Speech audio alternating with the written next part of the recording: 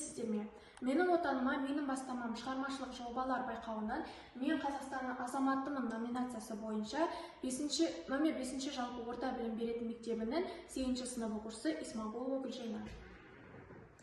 Жобамның тақырыбы бір шаңырақ ортақ болашақ. Жобамның мақсаты бір шаңырақ астында өмір сүретін ұлттардың ынтымақтастығын, ұлтаралық және отбасылық бірлігін маңыздылығын түсіндіру, отбасы мен ұлтты біріктіретін ортақ құндылықтарды насихаттау, мемлекеттің тілдің қолдану аясын кеңейту, қазақ халқының ең жақсы қасиеттері, яғни қонақжайлылығын, көзқарасының кеңдігін, кең пейілін дәріптеу, ұлттың тарихын, салт-дәстүрлерін насихаттау арқылы жаһандануға қарсы тұратын ұлттық иммунитетті қалыптастыру. Жобаның өзектілігінің бірнеше аспектісі бар. Бірінші, отбасы мен қоғамдағы бірліктің маңыздылығы. Екінші, ұлттар мен мәдениеттердің арасында үйлесім. Үшінші, қазақ халқының ұлттық құндылықтарын сақтау. Төртінші, қоғамдағы тұрақтылық пен бейбітшілік. Жобаны жүзеге асыру қадамдары. Ең алдымен жобаны жоспарлау. Яғни тақырыпты түсіндім және мақсатын айқындадым. Ақпарат жинау бөлімінде этносаралық, татулық, қазақтың салт-дәстүрлері туралы ақпараттар жинадым.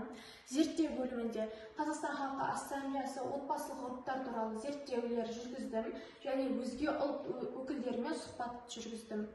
Шығармашылық жұмыс жасау бөлімінде мектебімізде фестивальдар өткізілді, эссе, мақал-мәтел, тұрақты тіркестер, көрме, презентациялар және тағы да басқа шаралар ұйымдастырылды.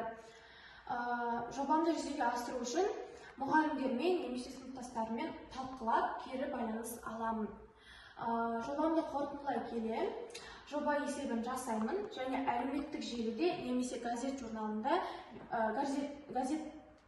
журнал беттерінде жариялаймын. Жобамды жүзеге асырушылар: автор өзім, жоба жетекшісі, мектеп оқушылары, отбасы және тәрбие бөлімі. Жобамды мен мектептегі біртұтас тәрбие бағдарламасымен бірігіп, жобамды жүзеге асыра аламын. Жобаны жүзеге асыру мерзімі наурыз-мамыр айлары шамамен 8-10 аптаны құрайды. Бір шаңырақ астында ұғымы бірлікті, ынтымақтықты, татулықты білдіретін тұрақты тіркес. Бұл ұғым қазақ халқының ұлттық дәстүрлерінде, мәдениетінде, елдің тұтастығын сақтау жолында ерекше орын алады. Шаңырақ қазақ халқының мәдениеті мен тұрмысында маңызды орын алатын ұғым. Бұл сөздің негізгі мағынасы үйдің орталық бөлігіндегі төбеге орнатылған діңгек немесе шатыр.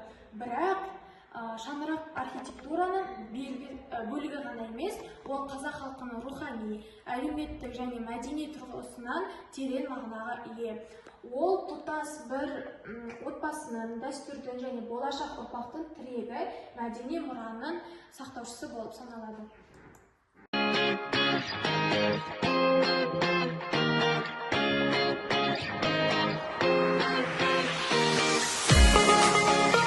Дегеніміз өзара құрметке негізделген қарым-қатынас. Менің ойымша, еліміздің бірлігі әр адамның жүрегінен басталады. Без мира, без согласия, наверное, сегодня мы не достигли бы таких великолепных успехов и не сохранили. Бөлімінде Қазақстан көп ұлтты мемлекет және онда 130-дан астам ұлт өкілдері тату-тәтті өмір сүретіні туралы ақпараттар жинадым.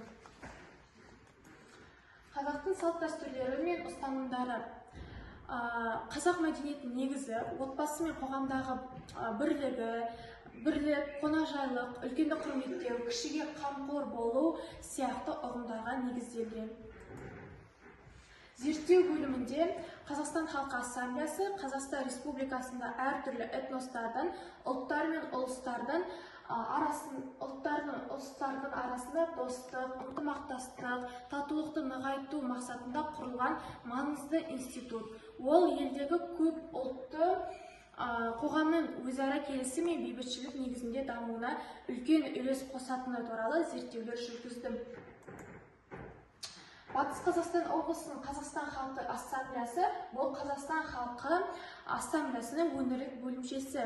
Батыс Қазақстан облысында халқы ассамблеясына қарасты 16 этномәдени бірлестік жұмыс істейді. Шығармашылық және жұмыстар бөлімінде бірнеше бөлімге бөлінді. Эссе жазу, поэзия немесе өлең жазу, сурет салу, қысқаша видеоролик немесе анимация жасау, театрлық қойылым және қолөнер және шығармашылық бұйымдар жасау. Тұрақты тіркестер бір жағадан бас, бір жеңе қол шығару, яғни бірлесе жұмыс істеу, күш жігерді біріктіру деген мағынаны білдіреді. Қол ұстасу, ынтымақтасу, бірге жұмыс істеу деген мағынаны білдіреді.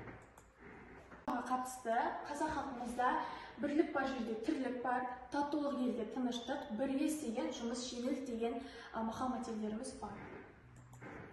Фестивальдар мен шығармашылық байқау бөлімінде біз мектебімізде түрлі фестивальдар, байқаулар жүргізеді және бұл менің және басқа да оқушылардың жетістіктері көрсетілген.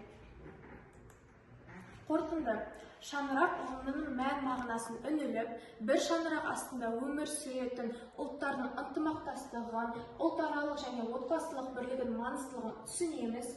21 ғасырдың сын-қатерлеріне қарсы тұра алатын жалпы ұлттық кодымыз мемлекеттік тілді қадірлеп, қазақ халқының қонақжайлық, кеңпейілдік секілді қасиеттерін ұғынамыз.